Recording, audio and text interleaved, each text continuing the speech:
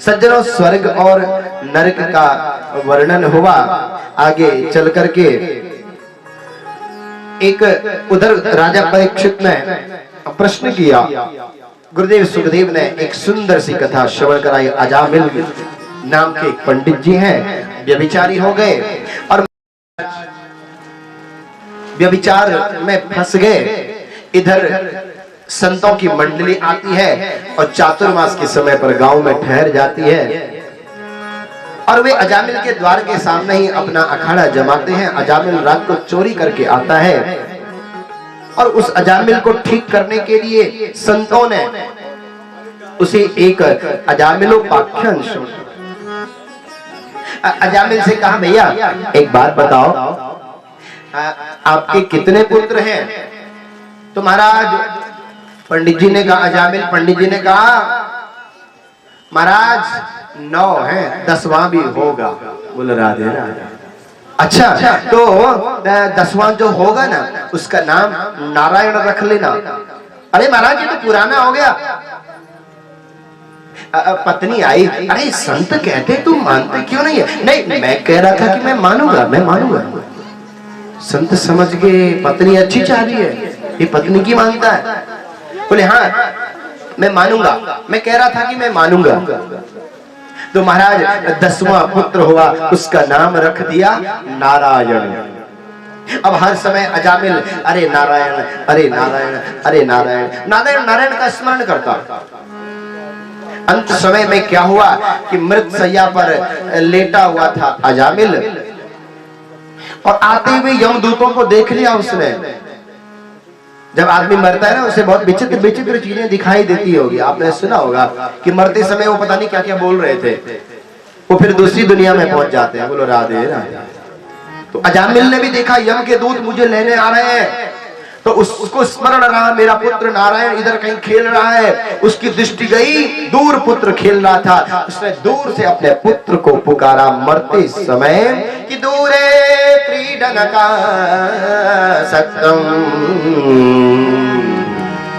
पुत्र नारायण वयम प्लाव्यतेन स्वरोणे चे वकुलेन्द्रिया। अरे नारायण आओ आओ, ये देखो ये मुझे कहां लेकर जा रहे हैं, मुझे बचाओ। हे नारायण आओ आओ, जल्दी आओ। अपने पुत्र को बुलाया और बैकुंठ में भगवान नारायण थे, उनके 4 पार्षद आ गए। भगवान ने कहा कौन बुला रहा है? देखा अजामिल, अपने पार्षदों को भेज दिया, जाओ भैया उसे लेकर आओ। पार्षद आ गए। इधर यम के दूत बोले नहीं, इसने तो बड़ा पापाचार किया, अत्याचार किया, ये तो पापी है, ये तो नरक में जाएगा, यमपुरी जाएगा। बोले महाराज इसने अंततो गत्वा जो है ना नारायण को बुलाया, इसने भगवान ने हमको भेजा है, हम इसको लेकर के जाएंगे।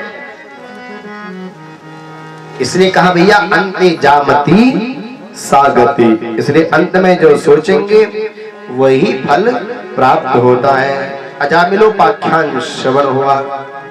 उधर महाराज गुरुदेव सुखदेव ने कथा सुनाई कि देवताओं की सभा में बृहस्पति रूठ कर चले गए। इंद्र ने दूसरा गुरु बनाया विश्वरूप को। ब्रह्म हत्या लग गई इंद्र के हाथों। मारे जाने से इंद्र ने इस ब्रह्म हत्या को 4 जगह विभक्त कर दिया। पृथ्वी को दिया, पानी को दिया, वृक्षों को दिया और माताओं को प्रदान कर दिया। तुष्टा मुनि ने मंत्र शक्ति के द्वारा दूसरा पुत्र उत्पन्न किया। वृत्रासुर ये इंद्र को मारने गया, भक्त भगवान का था, इसलिए भगवान ने उसका उद्धार कर दिया। मरुद गणों की उत्पत्ति और देवताओं के लिए किया गया भगवान का सहयोग। उधर क्या हुआ? बाली को जो ना कुछ काम याद आ गया। अब महाराज ये रावण था ना, रावण ये बार बार जाता और बाली को गुदगुदी करता, बार बार छेड़ता। एक दिन क्या हुआ, बाली ने पकड़ा और अपनी कांख के नीचे दबाया और 7 महीने तक कांख के नीचे रखा बाली ने रावण को। एक दिन खुजली मची तो रावण गिरा, बोले अरे तो यही है? बोले हाँ। इसलिए भैया रावण कहे मैं बड़ा तो बाली की काख में क्यों पड़ा? बाली कहे मैं बड़ा तो राम के हाथों क्यों मरा? राम कहे मैं बड़ा तो भक्त के पीछे क्यों पड़ा? भक्त कहे मैं बड़ा तो महाराज हरिनाम के पीछे क्यों पड़ा? इसलिए अंत में निकला यह परिणाम कि राम से बड़ा राम का नाम। बोल भक्त वत्सल भगवान की जय। सज्जनों, सप्तम स्कंद में आगे चल करके प्रहलाद जी की कथा का वर्णन हुआ। प्रहलाद जी कहते हैं प्रकृष्टीन आह्लादा, जो हर समय मस्ती में रहते हैं, आनंद में रहते हैं। वो महाराज भगवान जब बरहा अवतार लेकर आए थे ना, हिरण्याक्ष का वध किया। हिरण्याक्ष की माता दिति और वृषभान जी ने बड़ा समझाया हिरण्यकश्यपु को, भैया भगवान से बदला लेना ठीक नहीं है। ये गया महाराज मदराचल पर्वत पर और वहां जाकर इसने तप करना प्रारंभ किया। इसने तप किया और महाराज तप करके ये ब्रह्मा जी का तप कर रहा है। ब्रह्मा जी को इसने प्रसन्न किया। ब्रह्मा जी प्रसन्न हो गए, इसको जगाया। अरे भैया हम आ गए, जल्दी जागो जागो। ये जाग गया और इसने महाराज ब्रह्मा जी से वरदान मांगा, हम अमर हो जाएं। ब्रह्मा जी का नहीं भैया, मृत्युर मूर्धनि पदम दत्वा मृत्युरवे प्राणिनां ध्रुवा। जिसने जन्म लिया उसे तो मरना पड़ेगा, कुछ और मांगो। तो इसने कहा थोड़ी देर रुक जाओ, मैं कुछ सोचता हूँ। ब्रह्मा जी स्थित है। इसने कहा मैं न दिन में मरूं, न रात में मरूं, न सुबह न शाम, न पशु से, न पक्षी से, न दानव से, न मानव से, न जड़ से, न चेतन से। इतनी लंबी चौड़ी महाराज इसकी लिस्ट। अब ब्रह्मा जी ने मैं जल्दी में कहा भैया तथास्तु, कहीं कुछ और न मांग ले। ठीक है भैया मैं चला। ब्रह्मा जी चले गए। अब महाराज इसका पापाचार अत्याचार बढ़ गया, इतना बढ़ गया। इसने एक दिन क्या हुआ, अपने छोटे पुत्र प्रहलाद को बुलाया सभा दरबार में और कहा अरे मैंने सुना है तू बड़ी अच्छी अच्छी बातें करता है, जरा मुझे भी बता ना। महाराज प्रहलाद ने कहा हे पिताजी, जो बात मैं जानता हूं ना वो आपके पल्ले नहीं पड़ेगी। अरे अरे मैं आर्यावर्त का श्रेष्ठ विद्वान, आपको कहता तेरी बातें मेरे पल्ले नहीं पड़ेगी, बता तो सही। तो प्रहलाद जी कहते हैं कि तत्साधु मन्ये सुनवर्यदेना सदा समुद्वेग्न विहामग्रहा हित्वात्मपापं ग्रहमन्दकूपं वनं गतो तत् हरिमाश्रयेत। हे पिताजी, मैं धर्म संकट में फंस गया। शास्त्रों ने कहा है कि अरसिकम प्रति काव्य निवेदनम, अरसिक को रस नहीं देना चाहिए पर रसिक को दे देना चाहिए। जो रसिक होता है उसे दे देना चाहिए। पर आप अरसिक महा अपात्र हैं, फिर भी जैसे भी है आपने मुझे जन्म दिया, मैं आपका ऋणी हूं। मैं आपको आज बता देना चाहता हूं। अब कह रहे हैं हे असुर श्रेष्ठ, सुरवैयदेहि नाम कह रहे हैं, पिताजी नहीं कहा। क्या कहा, हे असुर श्रेष्ठ, इस दुनिया में सबसे बड़ी उपलब्धि है कि निरुद्ध विघ्न विहार, कोई आवेगों से रहित हो जाए।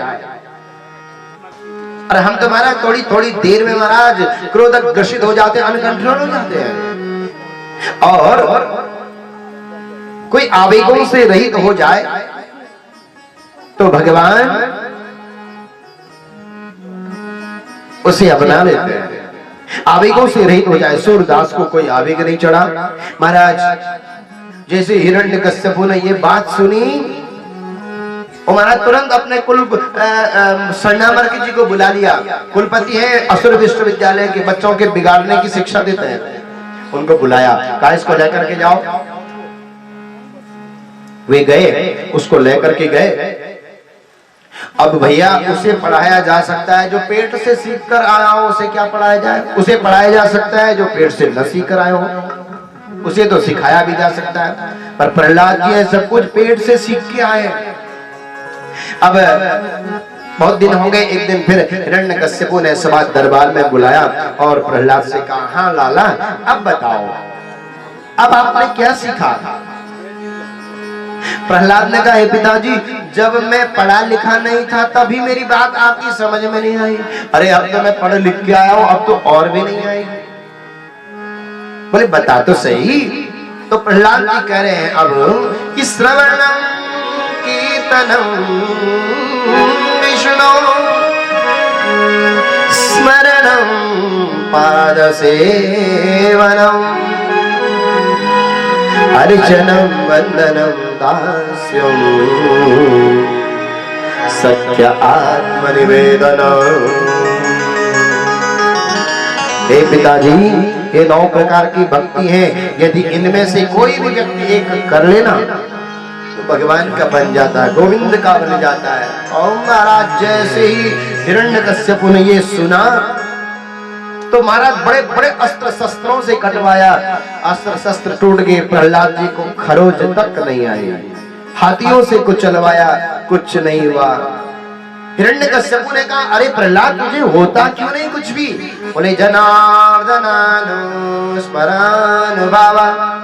अरे ये तो मेरे जनार्दन के स्मरण का प्रभाव है कि मुझे कुछ होता नहीं।